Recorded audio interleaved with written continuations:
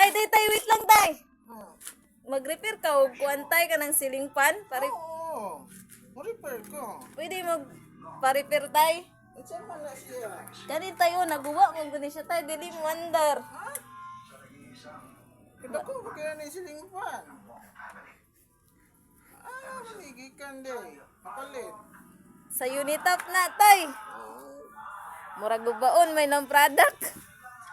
Kapin.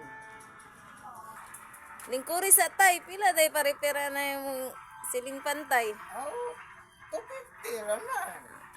Sige, tay. Lingkuri sa tay. Hindi dili ka lingkod day.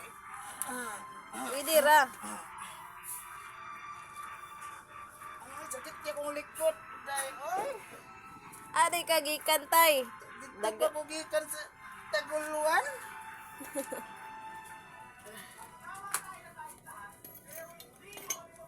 Kapin. Tay, unsa man mo pag ayo na tay nga kumpleto kag himan, tay? Oo, na ako yung dari. Na ay silsil. Na sa screw. Na ay patilyo. Na bukoy pang putol. Gamit mong guro sa construction, tay. Dili oy, mao na siya gamit karon sa mga ayo-ayo. Pandara yan na tay kay igang yung kisa mong taas, tay. Okay.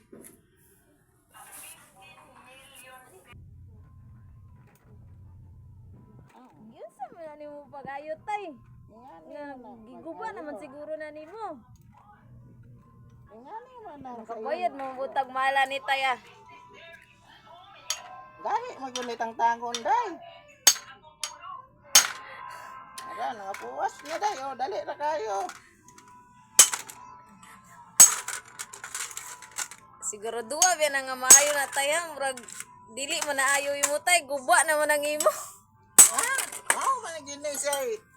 Original na ayo.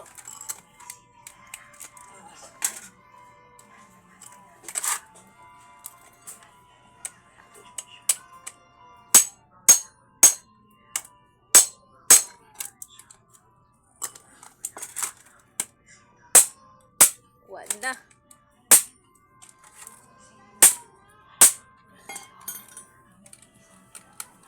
$200 na lang ang ano day. Ah, dili ko. Murag dili ko mubayad na, tay. Ano man? Giguba naman na ni mo. Paon man ko na siyang Ikaw gi mo bayad sa ko karon.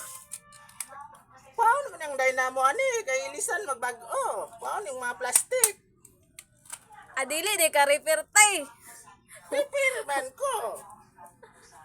Unang na lang nako ni. Kung mao manggaling na, muli na lang ko. Ayo, tay, tiwasan na ta kay imo nang giguba.